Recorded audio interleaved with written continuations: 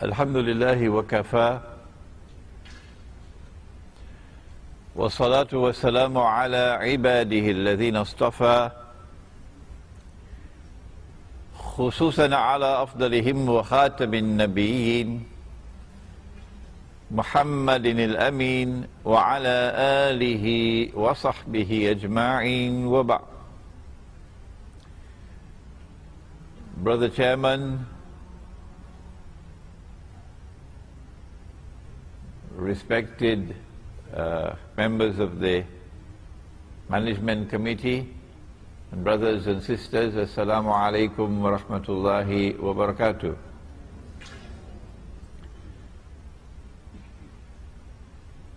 Our subject is one which is not just important, it is also one of critical importance. There are those who consider their supreme objective in life and their supreme loyalty to be holding on to their job and getting their promotion. But there are others who believe that their faith is the most important thing in their lives. And such people would want to sacrifice whatever they have to sacrifice in order to preserve their faith. We live in a world today where Allah subhanahu wa ta'ala is now testing us. And He is testing us with the greatest tests and trials ever in history. No people ever before, no people had to face the tests and trials that we now face. These tests and trials are of such a nature that reason alone, the rational faculty, the capacity to think, is not enough. No. We have to be a people who see with two eyes in order to be able to see and recognize the world today.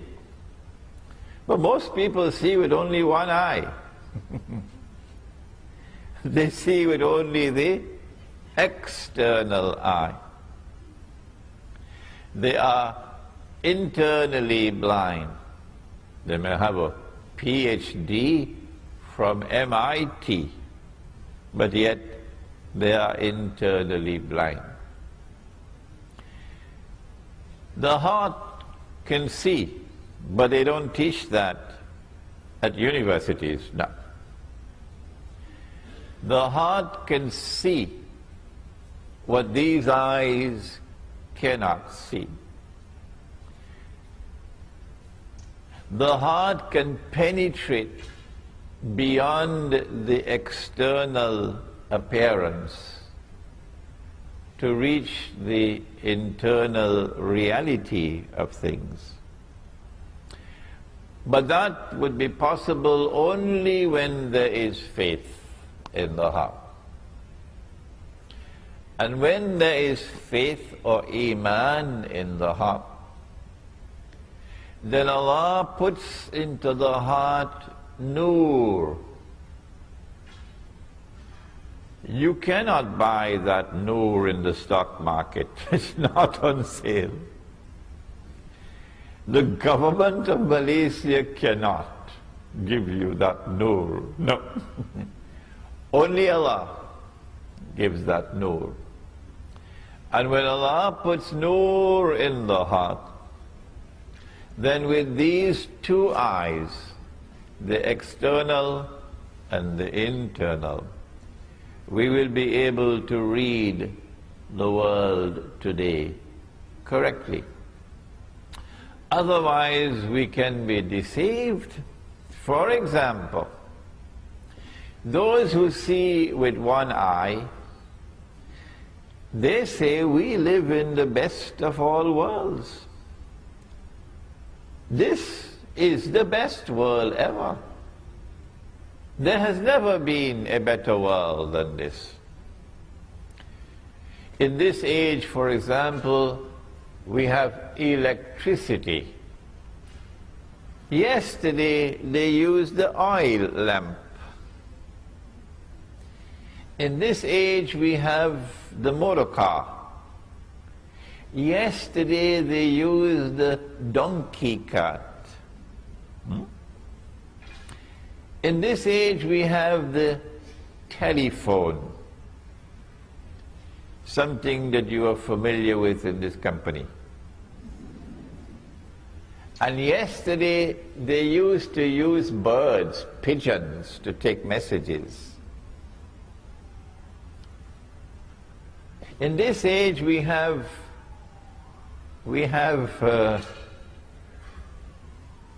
the toilets in the home, because we have sewage systems. And yesterday you had to go outside of the home. And so the evidence keeps on mounting. Who wants to go back to yesterday? This is the best of all worlds. Those, on the other hand, who see with two eyes, they say, but wait a minute. Can this be the best of all worlds? When those who are ruling the world and getting all of mankind to become carbon copies of themselves, that anything they do, they make all of mankind follow them. This civilization, which today dominates the whole world, is now moving to get all of mankind to agree. Every government eventually will have to accept that it is legally permissible for a man to marry another man. Did you hear that? Did you hear that? That's progress, huh? That's progress. And get a marriage certificate. And for a woman to marry another woman and get a marriage certificate. We say no. This doesn't look like the best of all worlds at all. This looks like the worst of all worlds. The difference between appearance and reality is remarkable. Yesterday we lived in a world in which, yes, there were people who were rich and there were others who were poor, of course, but we never knew an economy, no, not ever in history, in which the rich were permanently rich, and in which the poor were imprisoned in permanent poverty and destitution. This is the first time in human history. We say this is not progress. We always used money all through history. And the money that we used was money which had its value inside the money. So it was money with intrinsic value. So if somebody wanted to rob you, they had to come at you and take the money from you by fighting you. Huh? That's the only way they could take your money. But now we live in a world in which they can rob us, take away our wealth, without ever having to put their hands in our pockets. Yes? And they have reduced Indonesia today to slavery. And they have reduced Bangladesh to slavery. And Egypt to slavery. It is not by accident that Indonesia is so poor today. If you believe that Indonesia is poor because the Indonesians don't work, then you should buy a one-way ticket to the moon and go and stay there. You don't belong to here. No. There is a monetary system in the world today, and I know that subject because I have studied international monetary economics at 2 universities. I know the subject.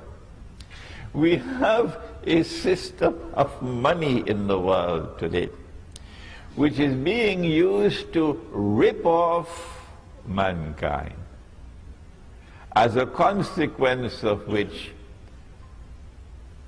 one part of the world today is in slavery, and another part of the world today is in slavery, and another part of the world are the slave masters.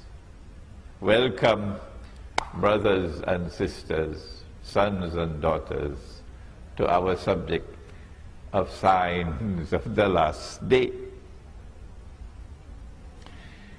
No one knows when the world is going to end, not even your CEO of this company. Nobody knows.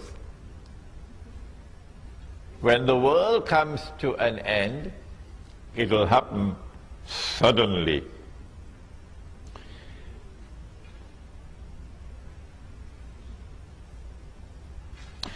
Two people will be sitting with a cloth between them, engaged in a business transaction, and the world will end before they could complete their discussion. A man would take his horse for water, and the world will end before the horse can drink the water. Someone will take a seed of durian to eat the durian. My wife loves durian. She's somewhere in the back there. And the world will end before the durian could reach your lips, said the Prophet alayhi salatu wasalam. When that end of the world comes, it will be sudden. And then you see the mountains like pieces of cotton wool. And then you see the graves of people and their bodies being pitched out of the graves. And then there will be a transformation of the entire world into something which is new. So if this is a world of space and of time, that would be something which would be different. But we are not concerned with the end of the world. No. We are concerned with an age which will come before the end of the world. And we have chosen to call this the end of history. That in this end of history, truth must triumph over all rivals. Justice must prevail in the world. The Security Council of the United Nations, that bunch of crooks, could do what they want. Governments could stamp their feet and jump however they want. But justice will prevail in the world, and the oppressor will bite the dust in the end of history. This is there in the Quran, where Allah says, فَأَعُوذُ بِاللَّهِ مِنَ الشَّيْطَانِ الرَّجِيمِ هُوَ الَّذِي أَرْسَلَ رَسُولَهُ بِالْهُدَى وَدِينِ الْحَقِّ. He it is who has sent his messenger with guidance. This is guidance, not the stuff you get in the New Straits Times. This is guidance, the Quran. And the religion of truth, لِيُظْهِرَهُ عَلَى الدِّينِ كُلِّهِ, that this religion of truth might prevail over all rivals. History cannot end without this taking place. However, there is going to be an age which will precede that end of history, culminate with that end of history. And it is called, and you are familiar with this term in Malaysia, it is called Akhirul Zaman. But for some strange reason, I don't know why you say Akhirul Zaman. Tell me why. It's Akhirul Zaman. And ilmu Akhirul Zaman in the English language is called Islamic, now don't be afraid, it's a big word now, it's called Islamic eschatology. I told you it's a big word. It is ilmu Akhirul Zaman. When Akhirul Zaman comes, then you're going to face the greatest of all tests and trials. And nearly all of mankind are going to fail. Very few will pass this test. And all those who fail will go into the hellfire, Jahannam. But Allah's Messenger said that there will be some signs by which you can recognize that you are living in Akhirul Zaman. And that is the topic of our lecture this afternoon. Nabi Muhammad alayhi salatu wasalam had performed the Hajj. And revelation came down announcing, this day have I perfected for you your religion, completed my favor unto you. And then he left Mecca and returned to Medina. And now there are only about 81 days left in his blessed life. It is at this time that the angel came. The angel came in the form of a human being. The angel came into the masjid, Jibreel alayhi salam. And the angel asked 5 questions. And of course, you're all familiar with the 5 questions. What is Islam? What is Iman? What is Ihsan? When will the last hour come? And what are the signs of the last hour? He gave 2 signs, and I want to share them with you today.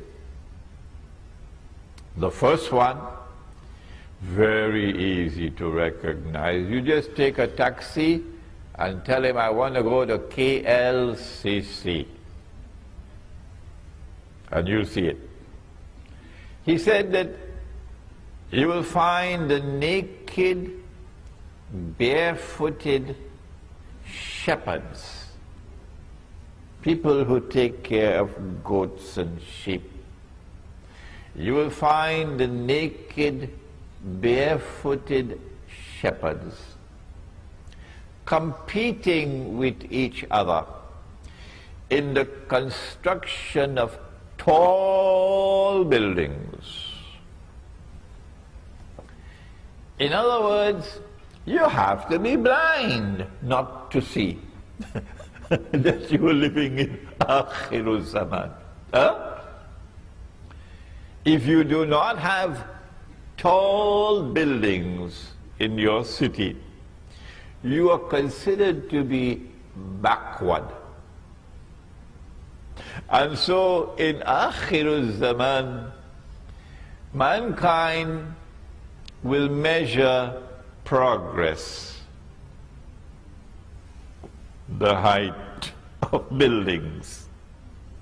The taller the building, the more have we progressed as a society. And people who think that way and are proud of their tall buildings, Nabi Muhammad is saying to them that you have the brains, you have the intellectual acumen of naked, barefooted shepherds, which is polite language. I could use harsher language than that. All around the world today, the skyscrapers of Manhattan are being replicated. Every city and every town now has its little Manhattan skyscrapers, including your Kuala Lumpur, which should function as a wake-up call. But there are those who are so asleep, nothing will wake them up. No. They have eyes and yet they cannot see. They have ears and yet they cannot hear. They have hearts and yet they do not understand. Allah says of such people, أُولَئِكَ كَالْأَنْعَامِ أُولَئِكَ كَالْأَنْعَامِ. They're just like cattle. They're just like cattle. So what can you do for them? Whether you want them or you don't want them, they don't bother with you. So let us now turn to the other people, who when they see the tall buildings, they will shake. They will shiver. They will say, this is what Nabi Muhammad alayhi salatu wasalam talked about, and I'm seeing it with my eyes. I now live in the most dangerous of all worlds. But he spoke about his second sign as well. He said that a slave woman, so in Akhirul Zaman, there's going to be slavery. We don't have slavery behind us alone. We have slavery in front of us. In Akhirul Zaman, there's going to be slavery. He said a slave woman will give birth to her mistress. We don't have the time today to explain this hadith, but we've done it in one of our previous lectures, and I have a very dear friend now. I must introduce you to my friend. My friend is called YouTube. And this friend of mine broadcasts my lectures, sometimes within hours of my giving the lecture. Right here you see him sitting there. And then in France they can sit down and listen to the lecture. And now in France they're asking for French subtitles. So you will find on YouTube a lecture in which I have explained this subject. An Islamic response to Dajjal's modern Western feminist revolution. But the slavery of which the Prophet spoke, alayhi salatu wasalam, is already here. And it is here because of something called riba. Riba is not only borrowing and lending money on interest, but riba is also every rip-off. And of course, the biggest rip-off to have ever occurred in human history is the one involving bogus, fraudulent, and haram paper money. And the money which is coming now, because paper money is on its way out, the US dollar, when last I heard about it, is in a special part of a hospital called ICU. You heard about ICU. In fact, I believe the US dollar is already dead, but they have a life support machine keeping it alive. And it will only be a matter of time before the US dollar is demonetized, meaning you cannot use the US dollar in the United States for buying and for selling. No, you can use it as wallpaper. And then they will replace the US dollar with some other currency, maybe a coin, which will be worth 5 cents to the dollar. Of course, China is going to be very angry with that, because the Chinese have a whole pile of US dollars. And the Saudis are going to be very angry, They have a whole pile of US dollars. So now you lose 95% of your wealth. But what is replacing paper money now is something even worse. It is money you cannot see. It is money you cannot touch. It is electronic money. And you make this money by simply typing it in and typing it out. So whoever controls the banking system around the world controls the world. We are heading towards a financial Guantanamo. This is slavery, economic slavery. And it has already come to the world, and now the noose is tightening around the neck.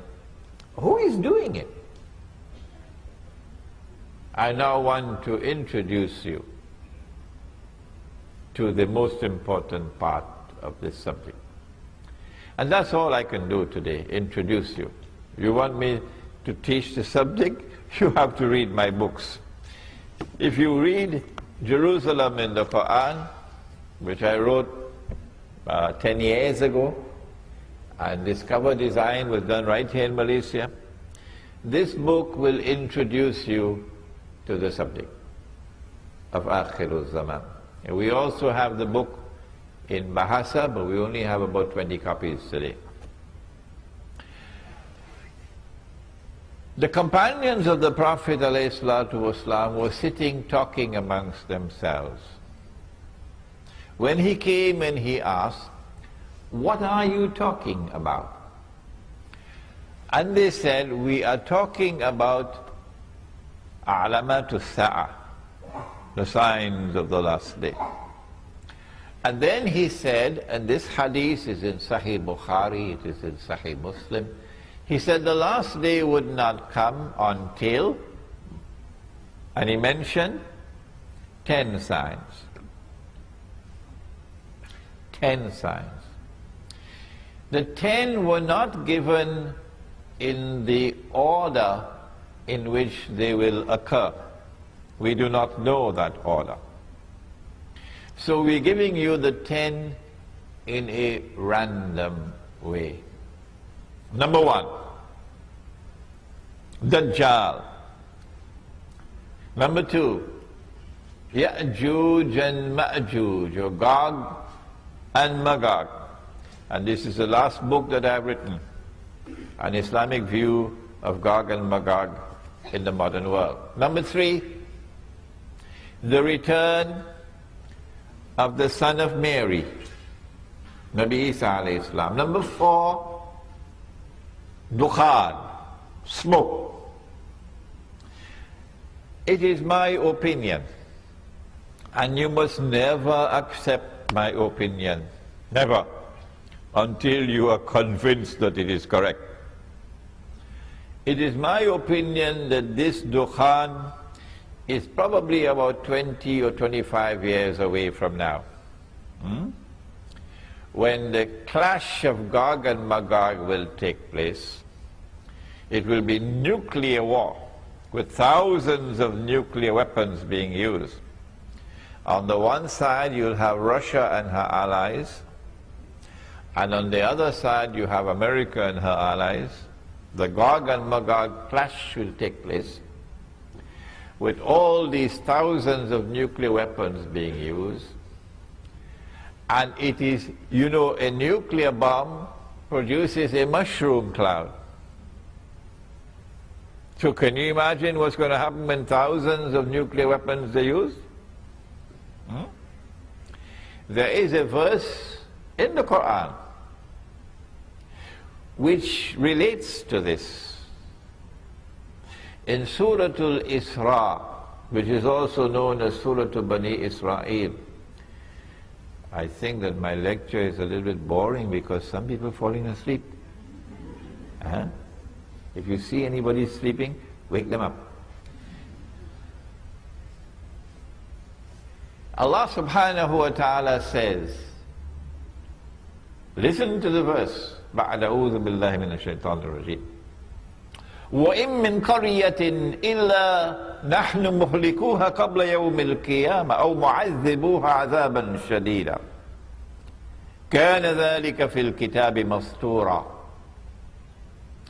And not a single town or city will escape.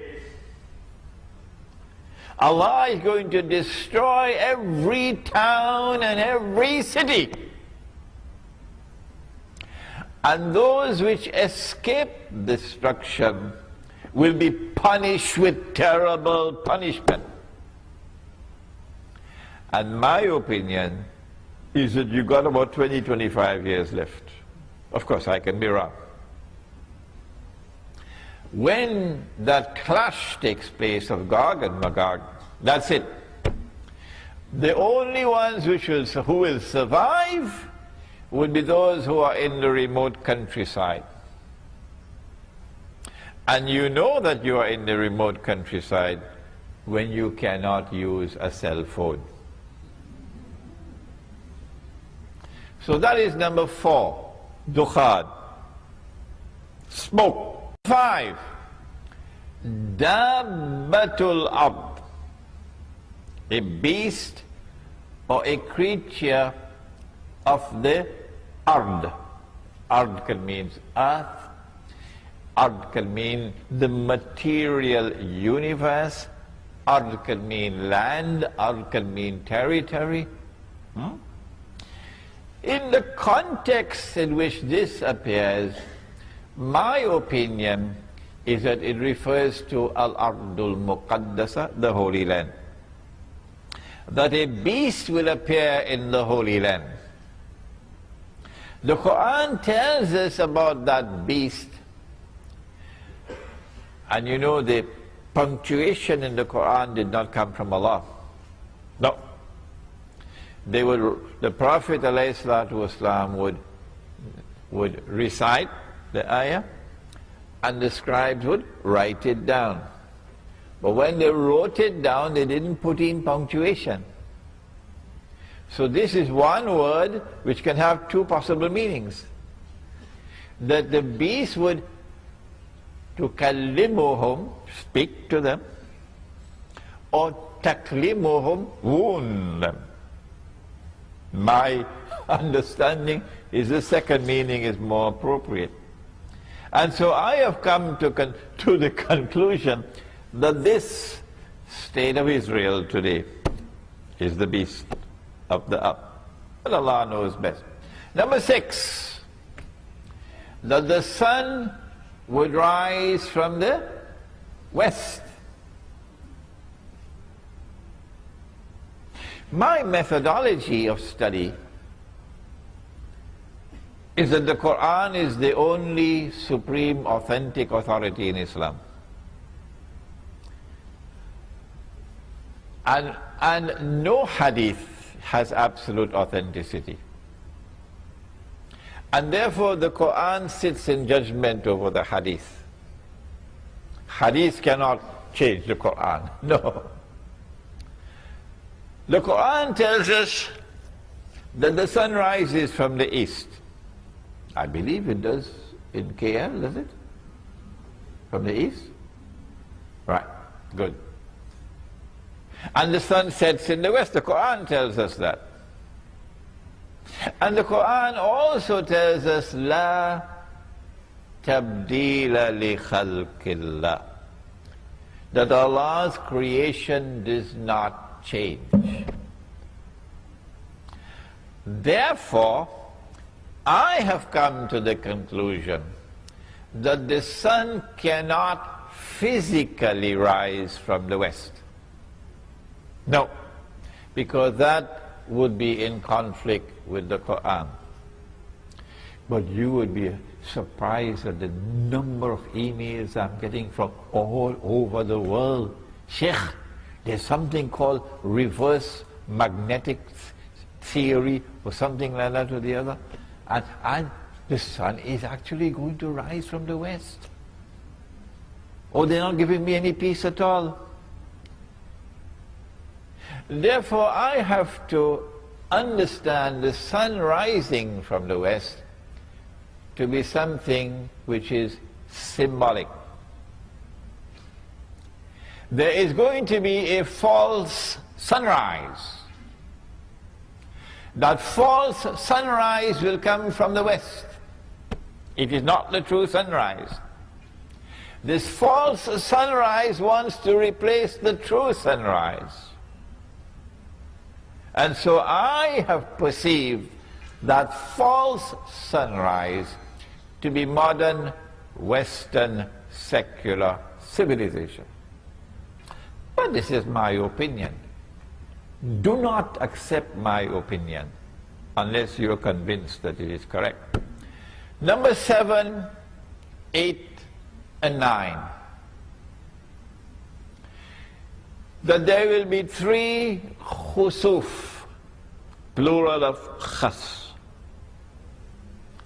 A khas is a movement of the earth, which is normally called an earthquake. But this movement of the earth would result in a sinking down of the earth. One would be in the east, the second would be in the west, and the third, you know, I was here a few years ago, and in Tamansuri, UK, it was Ramadan. The people, you didn't hear about it? They had woken up in the morning for the Sahri, and the whole house went down. You didn't hear about that? Tamansuri, UK. So one in the east, one in the west, and the third one in Arabia. And that third one in Arabia, that is the one which will confirm that this is Imam al-Mahdi. Not the eclipse of the sun and the moon, no. This is the one, the sinking down of the earth in Arabia. And number 10, that a fire will come out of Yemen. I don't understand this to be a literal fire. I understand this to be a revolutionary fire. You remember 1990? Some of you may have been born already, 1990. Huh? When Saddam Hussein sent his troops into Kuwait, and took over Kuwait, remember? Oh my, you should have seen the Malay people, they were all celebrating. Yes, the Malay were very happy, and all the Malay were supporting Saddam. In Singapore as well, giving headache to the Singapore government, because they detested Kuwait. They detested Kuwait. And the Yemeni people, there were about 8 million of them working in Saudi Arabia. And the Yemeni people all applauded and they supported Saddam Hussein. So when Bush Sr. sent what he called a desert storm and pushed this Iraqi army out of Kuwait, Saudi Arabia then retaliated against those 8 million Yemenis and threw them out of the country. So the heart of Yemen is anti-systemic. The heart of Yemen despises the oppressor. And this is why the Prophet said, Allahumma barik lana fi shamina wa yamanina. O Allah, grant blessings for us in our Sham, Syria, and our Yemen. I wish he had included Indonesia as well. And so a fire will come out of Yemen and drive mankind to their place of assembly, which is Arafat. And so that spells goodbye to Saudi Arabia. These are the 10 major signs of the last day. And I don't have the time now. Each one of these will take some time to explain, each one of these. I'm writing a book on Dajjal now, and I hope I can complete that book while I'm here in Malaysia. I've already written this book on Gog and Magog. It's the only book in the market in the modern age, the only one. But you should now, because of today's lecture, and because you have been to KLCC, don't tell me you've not been to KLCC, and you've seen the tall buildings. Today's lecture is a wake-up call that you must study the subject of signs of the last day, and that you have to concentrate your study on the major signs, the 10 major signs. This book is entitled Signs of the Last Day in the Modern Age. Apart from the major signs, let me share with you some of the other signs and then we'll end, because you have to have your lunch. I don't know how tasty your lunch is going to be now, but I have to tell you. He said, sallallahu ta'ala alayhi wa sallam, he said, in the last age, women will dress like men. I hope you don't get angry with me. Women will dress like men. So you will see her in a jacket, cut masculine style jacket. And you will see her wearing trousers. And I have seen her with a tie in McDonald's, the tie. And this is the working woman's clothes. When you see that, tears should come in your eyes. That 1400 years ago, our prophet, in the desert of Arabia, he said that this will happen. Why is she dressed like a man? Answer: so that she can assume the functional role of men in society.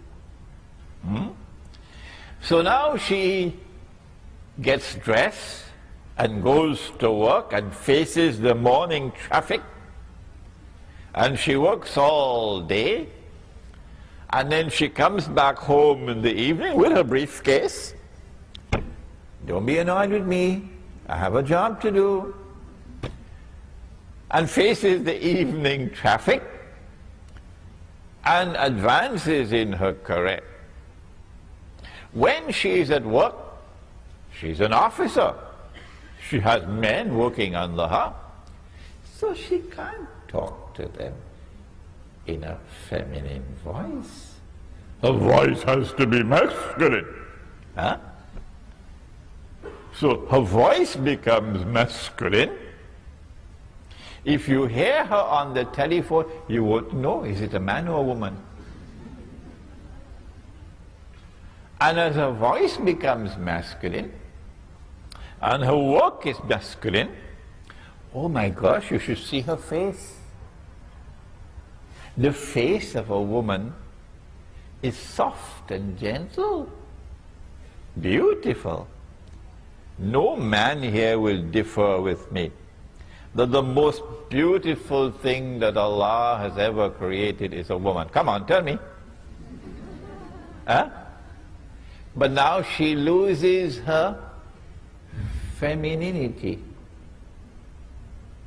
And as she becomes more and more masculine, because she is dressing like a man, eventually men are no longer attracted to her. And so now the day will get married to the day and get a marriage certificate. And the night will marry the night and get a marriage certificate. He said it 1400 years ago. Now when she goes to work, morning to evening, plenty traffic in KL, who's going to take care of the children? And that's a problem, because if you don't have any children, he's going to look for another woman. Yeah, if you don't have any children, you're going to look for another woman. So, who is going to take care of the children? Answer: oh, put the children in a daycare center. So I went to the daycare center. I spoke to the baby, only 6 weeks old, and a miracle occurred, and the baby spoke to me. And I asked the baby, "Baby, do you prefer the daycare center or mommy?" And the baby said, "Prefer mommy." Oh, I see. So mommy is violating your right as a baby, and mommy is neglecting you. Well, the consequences of an evil deed is an evil result. So when the baby grows up, guess what the baby does with mommy? They put mama in a junkyard of human beings. You know junkyard? When the motor car can't roll anymore, you put the motor car in a junkyard. So this is a nursing home, home for old people. So I went there and I saw her on a rocking chair. I said, "Mama, Mama, can you hear me? Mama, what do you want?" I said, "Do you prefer to be here or in the home with your grandchildren?" "No, I want to go back to the grandchildren." This is punishment. You being punished. He said that woman would be dressed and yet be naked. When last have you been to KLCC? Huh? When women are dressed, sorry, before that, I missed out one. But they're going to be angry with me now, eh? These fellows on this side. But never mind, we'll be friends after the lecture is over. He said men will dress like women.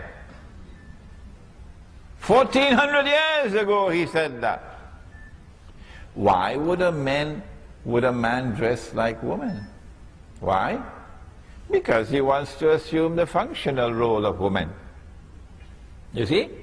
So when the two of them get married, the two men, one will be the dominant partner and the other would be the woman. If a man wants to dress as a woman, what is the first thing he has to do? I wish I had the time to wait for answers, but I don't have the time. Remember, don't be angry with me, I have a job to do. If a man wants to dress as a woman, the first thing he has to do is to shave off his beard. It is not by accident that every civilization in human history had the beard until the sun rose from the west. And modern secular Western civilization shaved off the beard, and guess what the rest of men in the world did? So if he wants to marry you, tell him, put on his beard first. Grow your beard first, otherwise no marriage. Now then, he said that women would be dressed and yet be naked. This is dynamite. Yes, this is going to cause explosions. Why? Because the woman is attractive. You know, when Allah's messenger built the masjid, you know he put the men at the front. And you know he put the women at the back. You know that, of course. And you know he said that when women go down in sajda, they must remain in sajda longer than the men. You know that. No? Nobody ever told you?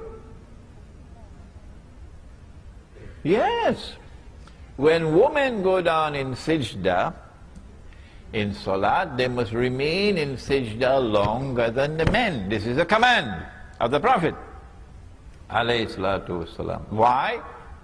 He said some of the men may not have enough cloth to cover themselves. And if a woman were to raise her head too quickly, it would be an unwelcome sight. So he put the men at the front and the women at the back, and told the women to remain longer in sajda. Why did he not put the women in the front and the men at the back?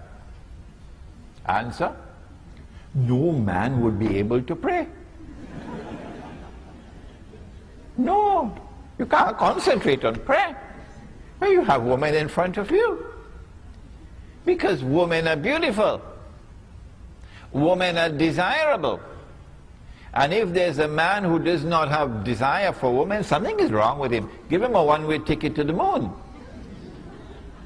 So when women start to take off their clothing, you're heading for trouble. Yes. And he said women will be dressed and yet be naked. You're playing with fire. And he said the fire is going to come. Why? He said that eventually, I don't think it has come to Malaysia as yet, but it has already come to London and Paris and Japan and so on. He said you will find people having sexual relations in public like donkeys. Like donkeys. And this sexual revolution is provoked by a feminist revolution which takes woman and gets her to take off her clothing.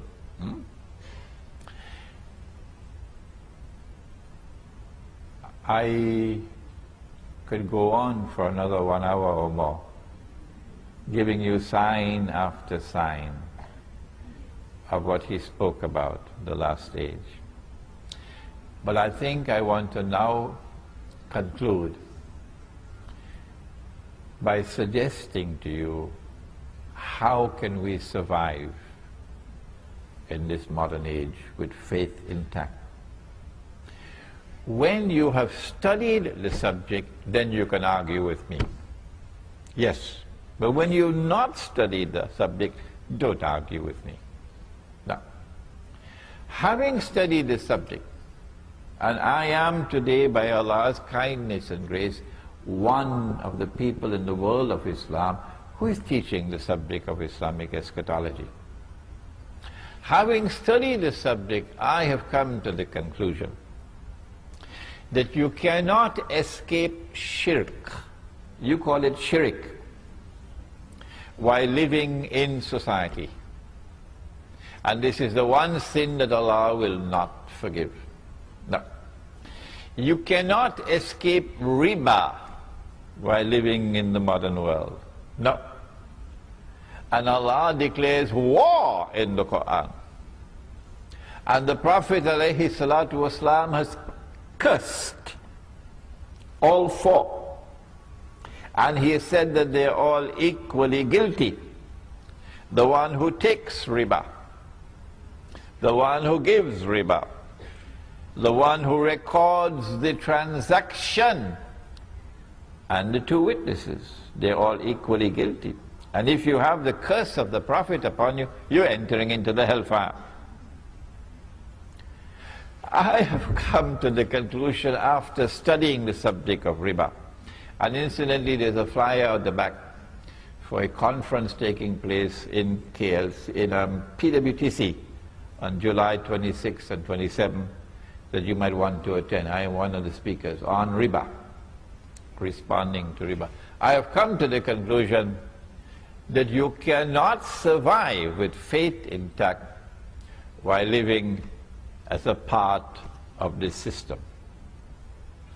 And therefore I have been suggesting that we retreat to the remote countryside and we build micro communities which are free from oppression.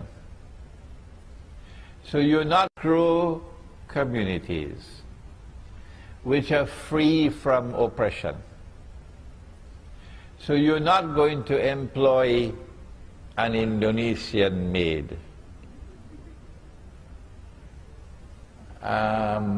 She is the last to sleep at night. She is my daughter. She is your daughter. She is my sister. She is your sister. She is the last to sleep at night. She is the first to wake in the morning. She works all day long. She gets no holidays. She is abused. She is exploited. In Singapore, she has to cook pork, lahmul khinzir. She has to do other things we can't talk about.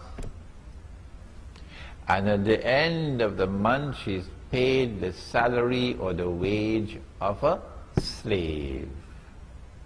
Come on, Lee Kuan Yew. Is there any Singaporean woman who would work for $300 a month? Shame on you, Singapore. Shame on you, wherever in the world you pay a maid the wage of a slave. How do you know it's the wage of a slave? No Malaysian woman will work for that wage. No Malaysian laborer will work for that wage that you're paying the Bangladeshi and you're paying the Indonesian. So you are an oppressor and Allah will destroy you, Allah will destroy you, Allah will destroy you. So we will create our micro communities which would be free from oppression. Banks are not allowed. No. So no money lenders. And we're not going to use this paper money. The gold dinar and silver dirham is what you find in the Quran. So the gold dinar and silver dirham will be used as money. And if we have a shortage of dinars and dirhams, and we in Java, we can use rice as money. Yeah. In that micro community, we try to live the way of life of Islam. And if they come after us with the armed forces and the police in that remote community, then, said the Prophet sallallahu ta'ala alayhi wa sallam, and how prophetic were his words, and how few there are who listen to the Prophet alayhi salatu wasallam. He said, the time will come when a man, in order to preserve his faith, would have to flee to the mountainsides where rain falls and take with him some sheep and goats. And so I leave you now. I thank you for the time that you've given to me to introduce you to this important topic. I warn you that we now live in the most dangerous of all worlds, and most people are going to fail the tests. And I urge you to study the subject of signs of the last day and to examine my suggestion that survival requires us to try to live Islam. And we cannot live Islam in their cities and towns, but we might succeed if we remove ourselves from the towns and cities and go back to Kampung and build a community that is faithful to Allah and His Messenger. ربنا تقبل منا إنك أنت السميع العليم وتب علينا يا مولانا إنك أنت التواب الرحيم برحمتك يا أرحم الراحمين آمين. I saw my teacher, Maulana Dr. Fazlur Rahman Ansari, conducting a class. And while the class was being conducted, the azan was called.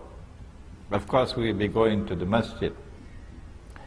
When the azan started, I heard him say, Allahumma Jalla Jalalahu, and then continue with the class. So I followed his way. If anyone can show me that this is prohibited, then of course I will discontinue it. Okay, there's nothing that I know of in the Quran and nothing that I know of in the Ahadith with which to respond to your question. I therefore will give you my view.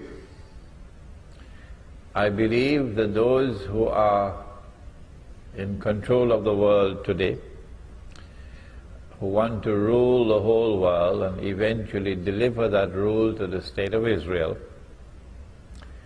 so that tomorrow Israel will rule the world. And when Israel rules the world, then a man would stand up in Jerusalem and declare, I am the Messiah, Al-Masih. 1400 years ago, Nabi Muhammad alayhi salatu wasalam described that man to us. Said he'll be a Jew. He would be a young man. He'll be powerfully built. He'd have curly hair. I believe that that event is probably about 30 years away from now. That's how close we are. That man would be Dajjal. Dajjal. Because he says he is the Messiah, but no, he is not the Messiah. He is the false Messiah. And then Allah subhanahu wa ta'ala will send back the true Messiah. Nabi Isa alayhi salam will come down from the sky with his hands resting on the wings of two angels. And the true Messiah will then kill the false Messiah. And after that takes place the big Gog and Magog war, which will be the Dukhan. But in order for Israel to rule the world, Israel has to wage some big wars. The wars that Israel has so far waged are small wars. Israel has to attack Egypt so that the territory of the state of Israel can expand to incorporate the whole of the eastern delta of Egypt, from the river Nile to the Red Sea. Nile to the Red Sea. Israel has to destroy Pakistan's nuclear plants and nuclear weapons, and Iran's nuclear plants. Break up Pakistan so that Pakistan can never rise again. Israel, in order to wage those wars and not appear to the world as an aggressor, is now maneuvering with the Arab uprisings. And the Arab uprisings are meant to lead to Islamic governments in Egypt, Islamic governments in Yemen, in Syria, so that Israel can claim that the Arabs are now threatening Israel, preparing to destroy Israel, and that Islam is rising as a menace to the world. And then Israel will be able to wage her wars and say, we were only defending ourselves. We were saving mankind from Islam. It is possible that all of the drum beating concerning 2012 is because they want to use 2012 for starting those big wars. So that in 2012, I can be wrong of course, in 2012 you will witness the attack on Pakistan to destroy the nuclear plants and nuclear weapons. I'll be surprised if it does not take place by 2012. And the attack on Egypt, etc. Because mankind has been prepared for it, so let's not disappoint them. There is a hadith which has been universally accepted all through our 1400 years of our history. There's only been a very, very, very, very insignificant number of scholars who have questioned this hadith. The overwhelming majority for 1400 years have accepted the hadith. That when you see the black flags coming from the direction of Khurasan, go and join that army, even if you have to crawl over ice. It's two hadiths I'm joining now, two. Go and join that army, even if you have to crawl over ice, because no one will be able to stop that army until it reaches Jerusalem. Apart from my comment concerning the authenticity of the hadith, and that is that it has been universally accepted except by a very few, it appears to me that this army will be able to successfully march to Jerusalem only after Gog and Magog have destroyed themselves with that nuclear warfare. When that nuclear warfare takes place, if we have any scholars of physics and so on here, you can help me. But I have a suspicion. I'm not a scholar of physics.